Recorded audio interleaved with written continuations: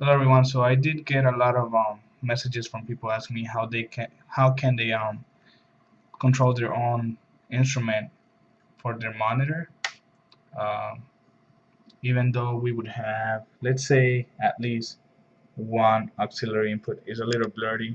I'm holding the camera with my hand. So we will have one auxiliary output or monitor output. So in this case, this example has two. That's because I'm gonna touch um, two topics with this. So let's start. In this diagram, we would use a floor monitor. Now, with that, you cannot use metronome. So sequence will be no good. So, but if you only play like live with your members and everything was live, no track, no metronome, this would be a good thing, at least for the piano players or pianists or guitar players. So we would have our main board over here, right? So most boards have at least one or two auxiliary outputs. Nowadays we have like digital boards and all that stuff. And most decent boards have at least four. But I took a picture of this one that has two auxiliaries. So you guys can see here.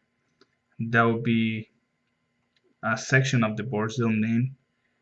So that would be this. So we have two knobs, aux1, aux2. And that actually says mon for monitor 1, monitor 2.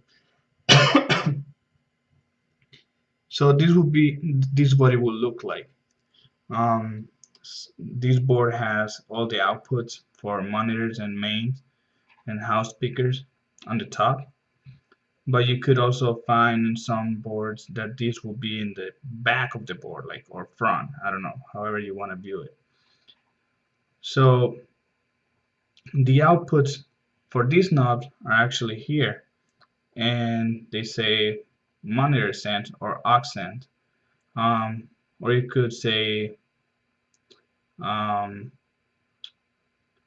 outputs, monitor outputs or aux outputs. So from here, you would receive the instrument as normal, right? So we have a multi-piano here. These are the outputs for the piano. We will send them through a snake or directly into the board, right? From the piano to the board. And then we would adjust our house speakers however we want to sound like, and then we would send knob 1. We would send some monitor volume, right? So here's where it comes to how we're going to be able to control it. I send some piano on monitor 1. This monitor 1 signal, we're going to send it to this little thing. This little thing is a headphone amplifier, so it can split to 4 different outputs. Well, the signals are going to be the same, but you're able to split it out to 4 different monitors or headphones, okay? So we have it from aux1 out to that monitor amplifier. Now this is not like a big speaker amplifier. This is just a headphones amplifier. Very compact, very lightweight. You can carry anywhere. Now we are plugged, right? So we're getting our signal here for the monitor. Now the pianist wants to hear that mix, right? Not so much the piano, but the mix in general. So let's say from here we had like vocals, guitars, etc. And that we would turn knob 1 in order to send some signal to that box. So then from this box we would connect, or we would run a line to this floor monitor. This is an active floor monitor, so it means you plug it to actual power outlet. And the good thing about this monitor or speaker is that it has two inputs.